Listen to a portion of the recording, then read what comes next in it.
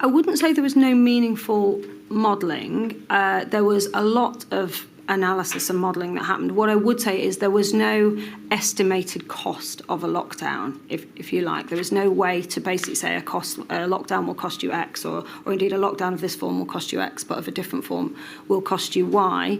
But I think it's a bit too far to say there was no meaningful modelling done. There was a lot of useful modelling.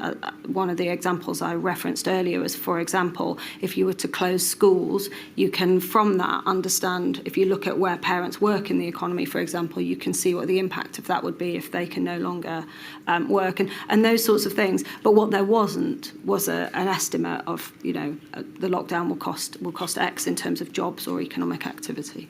We shared our economic analysis and evidence very, very freely with everyone. That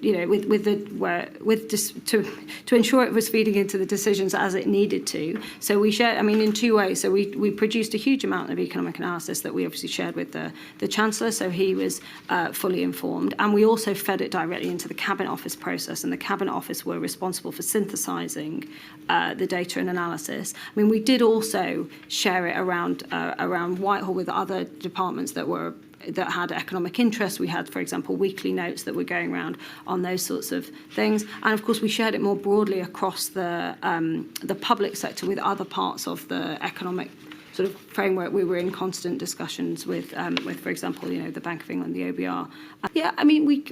We did expose them to quite a lot of, we shared them quite broadly and got input, as I say, from people.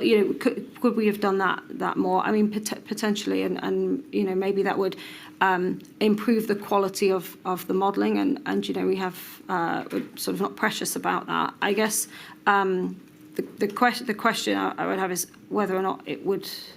Well, yeah, you could do that. Our primary focus at this time, and being frank, it was a pressurised time, was to ensure that ministers and decision makers had the best information available. That was what we spent our sort of time and effort and energy on.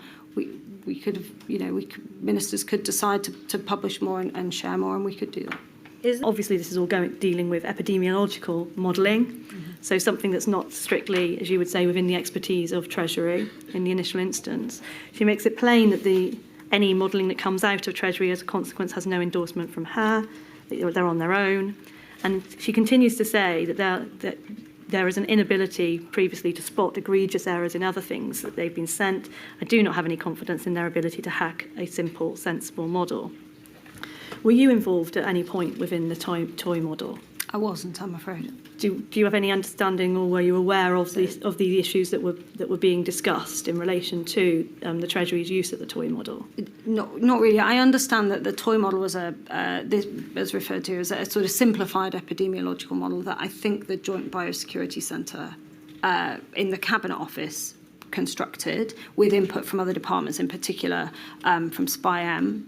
And so I was aware it was happening. I think Treasury modellers, were involved, and as you can see here, it wasn't economic in nature, so I don't, I'm afraid, have any first-hand knowledge of it.